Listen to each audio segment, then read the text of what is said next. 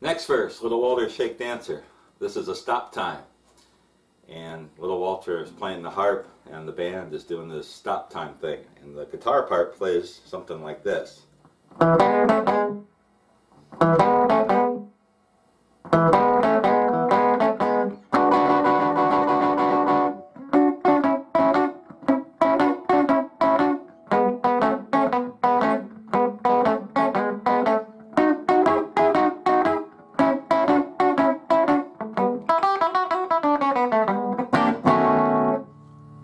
Which is kind of cool. So it's just a bunch of double stop licks. So he starts out on the stop time like this. So he's starting on the 4th fret, or the 4th string, 2nd fret, hammering onto the double stop, hammering onto the 3rd string only, but getting the 2nd string.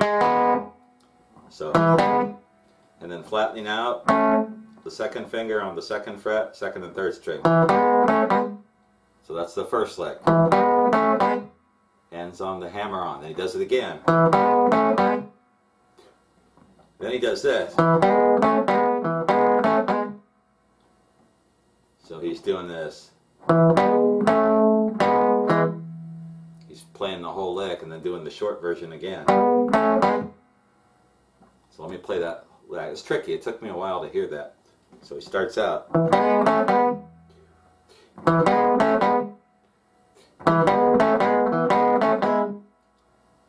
And then he's going to the E9. Doing that again. So the whole thing.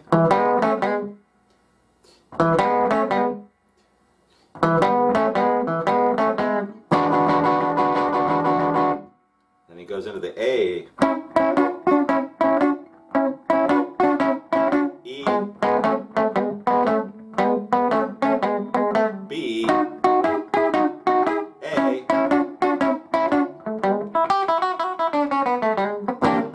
And again, I'm not sure what he does after this.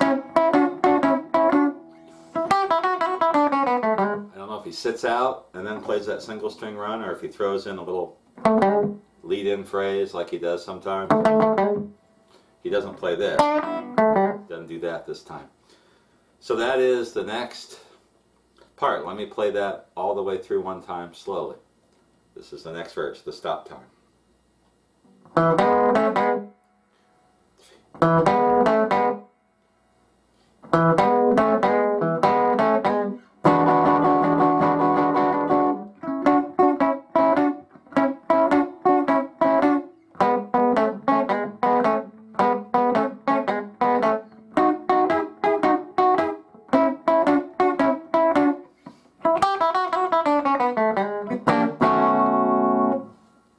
Leads us into the next verse.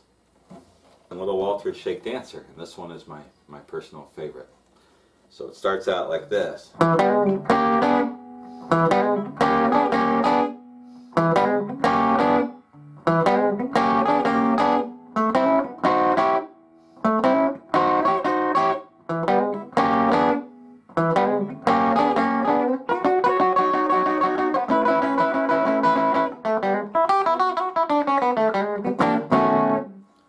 It up a little bit, but I'll show you what he's doing. He starts out with this double stop lick.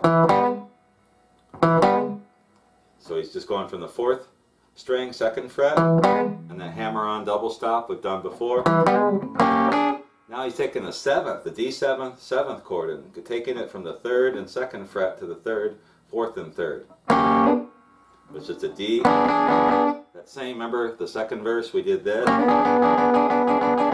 Same shape, but we're coming in from one step below. So the double stop, then the second time, he does it again. Now he's going to play it over the A. And this time we're sliding from the 7th and 8th fret to the 8th and 9th. Back to the 1. And then he does this add 9th chord. And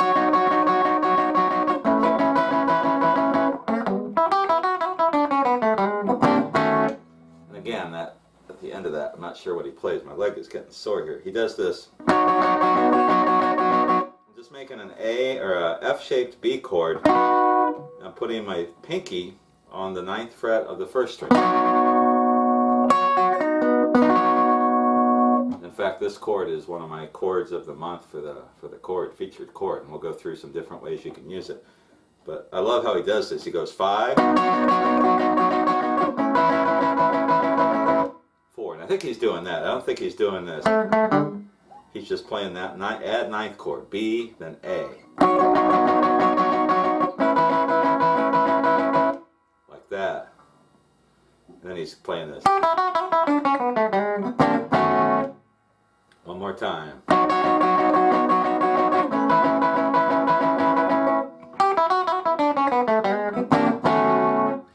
So let's play that whole verse one time through. Goes like this, slowly.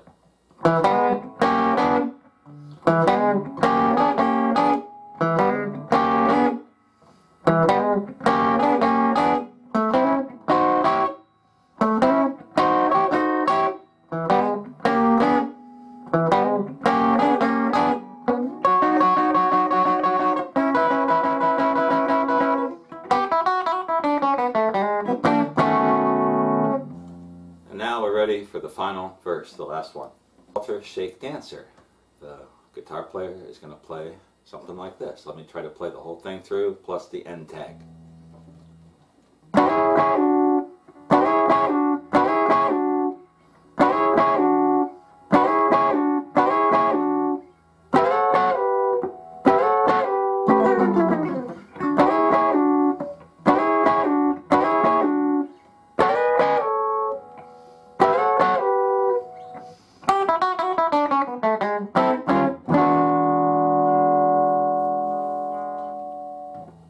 That is how he ends it. So the sliding 9th chords, he's just doing a little variation on this. So it's 1, 2. So he's picking it, he slides, and picking it again and sliding it back down. He does that twice, so it's... Do it again. And he's just going to go to the A and slide it to a B flat 9. And again, I can't tell if he's just using the one finger. That certainly is easier. Or does he have that full chord shape? You know, it's hard to tell with all the distortion and the rest of the band going. You could do it either way. So actually on the A, when he goes over the 4, he does this. He does this little dragging slide thing back down with the A 9th shape. So it's like this. And he takes it back to the E 9th before he goes back to that slide. I had to listen to this a bunch of times to catch this. I didn't catch it the first time. So one more time.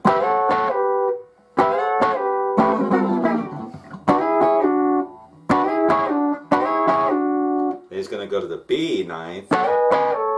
I said B flat before, but it's B 9th, A, and then the band stops, and then instead of doing, now he's going to go with the E 9th shape, going from a D 9th, E flat 9th, E. So that whole ending.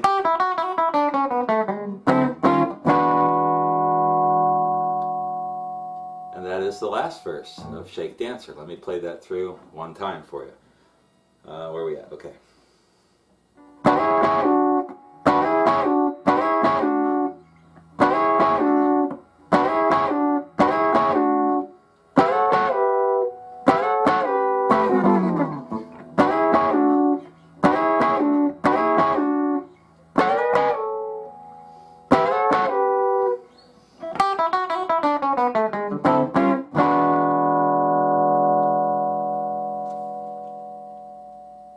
And there is the guitar parts, at least one of the guitars, for Little Walter Shake Dancer, the fills.